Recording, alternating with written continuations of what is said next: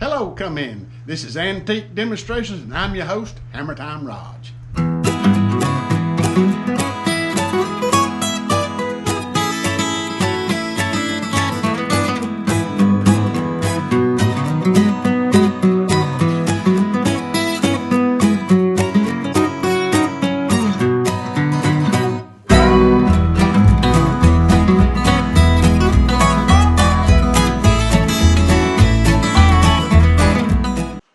The bottom just fell out, and we got a tin roof here, so I hope the sound don't interfere with anything. What we got here is a Edison phonograph, 1888.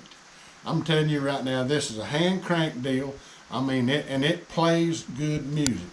This is what they had back in the day that everybody sat around the house and played music to, square dance, whatever they done. But anyway, it still works. I'm gonna show it to you.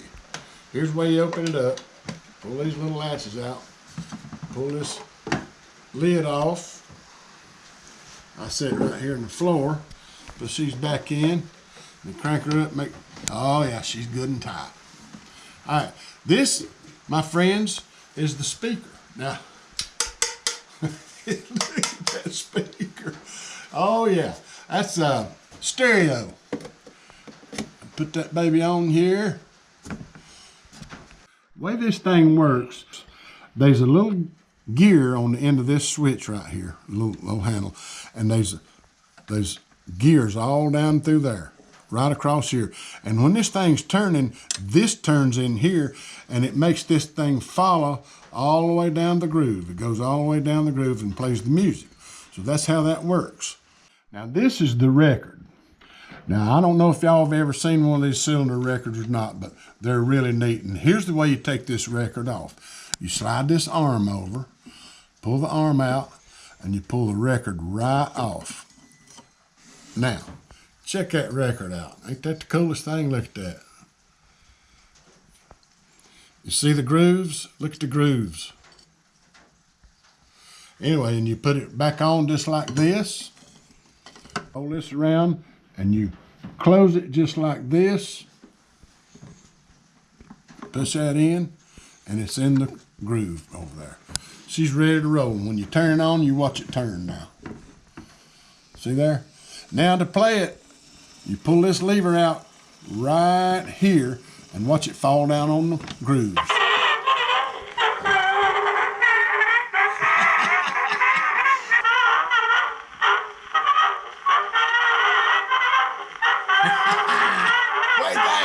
Come in here, let's have a party. Isn't that the coolest thing on?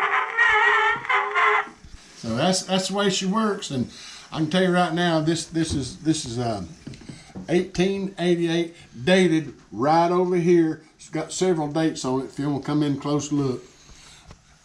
Old Thomas Edison built these. This is how you crank the spring up in it. Turn that spring. It's real good and tight right now, but I tell you right now, you know they really back in the day loved these things when they first came out. This right here, I could get $600 out of this anytime I wanted to. Look what we got right here. Home vegetable slicer.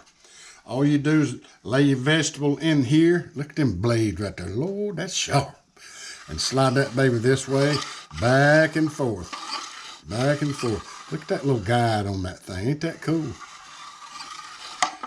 And you ain't gonna believe the date on this thing. Look at the bottom of it.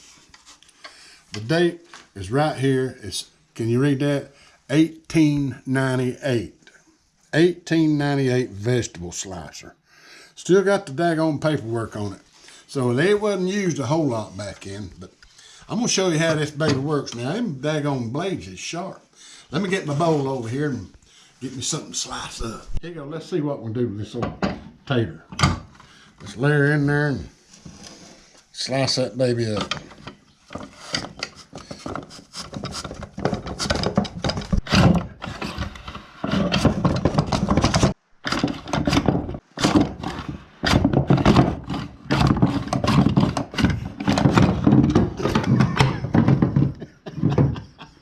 That's the way you do it, folks.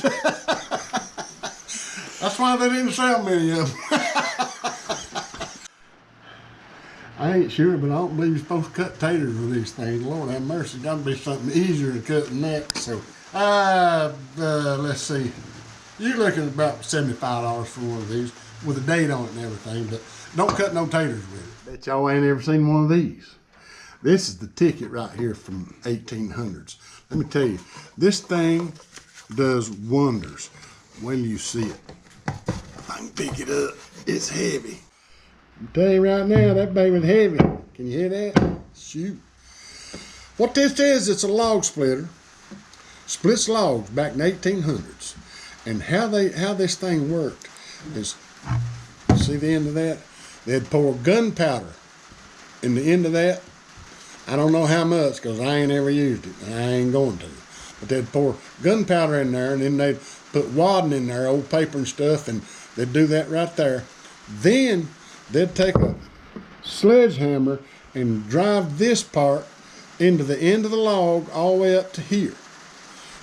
And it'd be sitting there just like that in that log.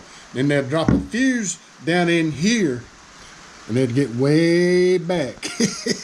You know, they'd get way back. Long enough, a long fuse where they could run. They'd light that fuse, and when that thing went off, it split logs 8 foot long. Split logs 8 foot, big logs. And you know what they did with them? Made fence posts. That's how they made the fence posts back then. Now, I'm going to show you some pictures, because you ain't going to believe this, but I got the original directions how to operate this baby. Check this out. That come with this thing. It was in this wooden box. Isn't that cool? Now, let's turn over here. Get it over right here. It gives you all the directions. If you look here, it don't show you how to load it, but it tells you how to load it. And you drive it into the end of the center of the log. And then you light the fuse, and you angle it down right here on this picture, so when it blows out, it'll hit the ground. And you light the fuse, and there's your finished product. Look at them split logs right there. Fence posts is what that is. That's how they made fence posts.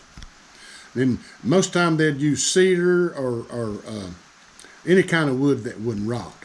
But ain't that amazing how they made fence posts back then? I'm going to price this baby at $200. I mean, this is really a good one. See where they hit it with a sledgehammer to drive it into the wood? Many people got one of these things with directions and original box. Thank y'all, and I love you. Thanks for watching Antique Demonstrations. And don't forget to hit that like button, and please subscribe.